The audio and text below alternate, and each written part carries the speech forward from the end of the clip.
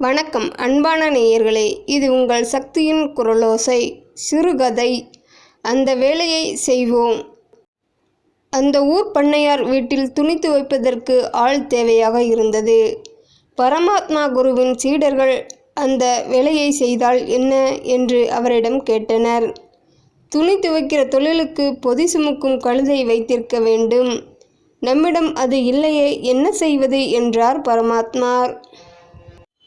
கழுதை இல்லாவிட்டால் என்ன, அதற்கு பதில்தான் நாங்கள் இருக்கிறோமே என்றனர் சீடர்கள். இருந்தாலும் நிஜமான கழுதை இருந்தால் நல்லது. நல்ல கழுதையாக ஒன்று வாங்கி வாருங்கள் என்று உத்தரவிட்டார் பரமாத்மா குரு. அன்று மாலையே அவர் மடத்துக்கு கழுதை ஒன்று வந்து சேர்ந்தது. கழுதையை பார்வையிட்ட பரமாத்மா அதன் வாலை பிடித்து முறுக்கி பார்த்தார். கோபம் கொண்ட கழுதை அவரை ஒரு உதை உதைத்தது. ஐயோ என்று அலறியபடி தொலைவில் போய் விழுந்த பரமாத்மா குரு, முட்டாள்களே, என் பெருமைகளை பற்றி கழுதையிடம் ஒன்றுமே சொல்லவில்லையா என்று கோபமாக கேட்டார். குருவே, உங்களை பற்றி எல்லா விஷயங்களையும் தெளிவாக எடுத்துச் சொன்னோம். அதனால்தான் உதைத்ததோ என்னவோ என்றான் மடையன். ஆமாம் குருவே, அப்படி இருக்கலாம் என்று ஆமோதித்தான் மட்டி. பரவாயில்லை, அடிக்கிற கைதான் அணைக்கும், அதுபோல் உதைக்கிற கழுதைதான் உண்மையாய் உழைக்கும். ஆகையால் இந்த கழுதையே இருக்கட்டும் என்றார் பரமாத்மா. குருவும் சீடர்களும் கழுதை வைத்திருப்பதை அறிந்த உள்ளூர் திருடன் அதை எப்படியாவது திருடிச் செல்ல வேண்டுமென்று திட்டமிட்டான். ஒரு நாள் கழுதையின் கழுத்தில் கட்டப்பட்டு இருந்த கயிற்றை அவிழ்த்து கொண்டு இருந்தான் திருடன். ஆனால் அதற்குள் சீடர்கள் வரும் சத்தம் கேட்கவே அவசரமாக கழுதையை மட்டும் மூட்டிவிட்டு அந்த இடத்தில் தான் நின்று கொண்டான்.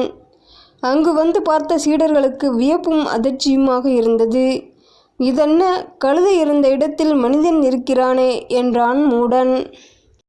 ஒருவேளை இது மாயமந்திரம் தெரிந்த கழுதையா இருக்குமோ என சந்தேகப்பட்டான் வண்டு. அதற்குள் பரமாத்மா குருவும் வந்து சேர்ந்தார். உன்னை கழுதையாகத்தானே வாங்கி வந்தோம், நீ எப்படி மனிதனாக மாறினாய் என்று கேட்டான் முட்டாள்.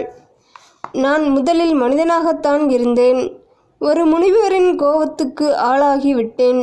அவர்தான் என்னை கழுதையாக போகும்படி சாபமிட்டார். இப்போது சாபம் நீங்கி விட்டதால் மறுபடி மனிதனாக மாறிவிட்டேன் என்று பொய் சொன்னான் அந்த திருடன். திருடனின் பொய்யை புரிந்து கொள்ளாத பரமாத்மா மனிதனை கழுதையாக மாற்றியதால் தப்பித்தோம். அதே முனிவர் சிங்கத்தையோ புலியையோ கழுதையாக மாற்றி இருந்தால் இந்நேரம் நம்மையெல்லாம் சாப்பிட்டிருக்கும். நல்ல வேளை தப்பித்தோம் என்று மகிழ்ந்தார். சீடர்களும் விட்டது தொல்லை என்று மகிழ்ந்தனர். கழுதை இல்லாமலேயே பண்ணையார் வீட்டில் வேலைக்கு சேர்ந்த சீடர்கள் துணிகளை மூட்டை கட்டி பாசி பிடித்த ஒரு குளத்துக்கு எடுத்து சென்றார்கள். பளிரென்று வெள்ளையாக என்று இருக்க வேண்டும் என்பது பண்ணையாரின் கட்டளை என்று சொல்லியபடி வெவ்வேறு நிறங்களில் இருந்து துணிகளை கல்லில் தேய்த்து கிழித்தான் மட்டி. வெள்ளையாக இருந்த வேட்டியில் பாசியை தோய்த்து பச்சை நிறமாக மாற்றினான் மடையன்.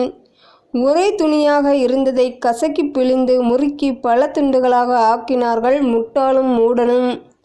அப்பாட, ஒரு வழியாக நன்றாக வெளுத்து கட்டி விட்டோம் என்று மகிழ்ந்தபடி பண்ணையார் வீட்டுக்கு புறப்பட்டனர்.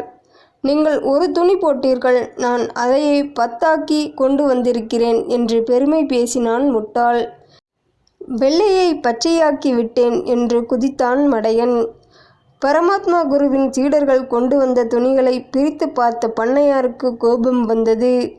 அடப்பாவிகளா, முழுசாயிருந்ததை எல்லாம் கிழித்து கோவண துணிகளாய் ஆக்கிவிட்டீர்களே, புத்தி கெட்டவர்களை நம்பி இந்த வேலையை செய்யச் சொன்னேனே என்று புலம்பியபடி அவர்களை விரட்டி அடித்தார். நம் தொழில் திறமையை யாருமே புரிந்து கொள்ள மாட்டார்கள் போலிருக்கிறதே என்று வருத்தப்பட்டு மடத்துக்கு திரும்பினார்கள் அந்த சீடர்கள்.